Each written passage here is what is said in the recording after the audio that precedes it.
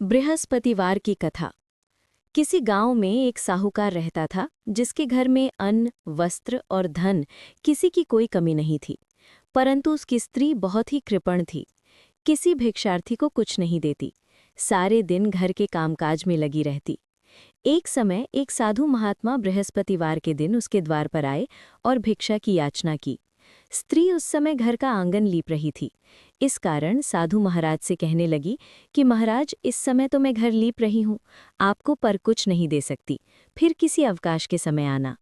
साधु महात्मा खाली हाथ चले गए। कुछ दिन के पश्चात वही साधु आए, उसी तरह भिक्षा मांगी। साहूकारनी उस समय लड़के को खिला रही थी।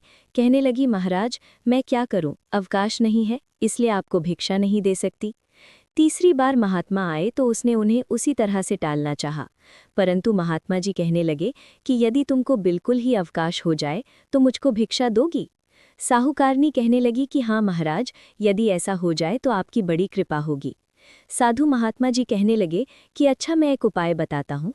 तुम बृहस्पतिवार को दिन चढ़ने पर उठो और सारे घर में झाड़ू लगाकर कूड़ा एक कोने में जमा करके रख दो। घर में चौका इत्यादि मत लगाओ।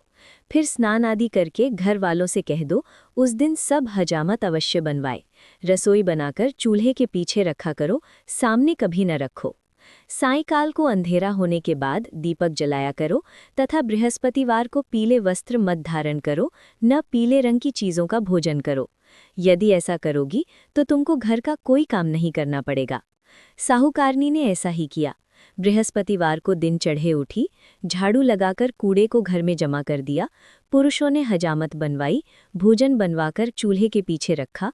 वो सब बृहस्पतिवारों को ऐसा ही करती रही। अब कुछ काल बाद उसके घर में खाने को दाना न रहा। थोड़े दिनों में महात्मा फिर आए और भिक्षा मांगी, परंतु सेठानी ने कहा, महाराज, मेरे घर में खाने को अन्न नहीं है, आपकी क्या दे सकती है। तब महात्मा ने कहा कि जब तुम्हारे घर में सब कुछ था तब भी तुम कुछ नहीं देती थी, अब पूरा पूरा अवकाश है तब भी कुछ नहीं दे रही हो, तुम क्या चाहती हो वो कहो।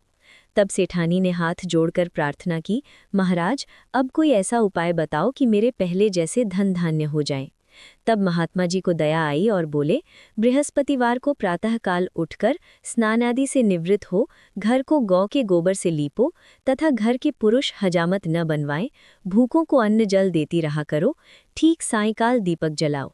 यदि ऐसा करोगी तो तुम्हारी सब मनोकामनाएं भगवान बृहस्पति जी की कृपा से पूर्ण होगी। सेठानी ऐसा ही किया और उसके घर में धन धान्य वैभव वैसा ही हो गया जैसा कि पहले था। बोलो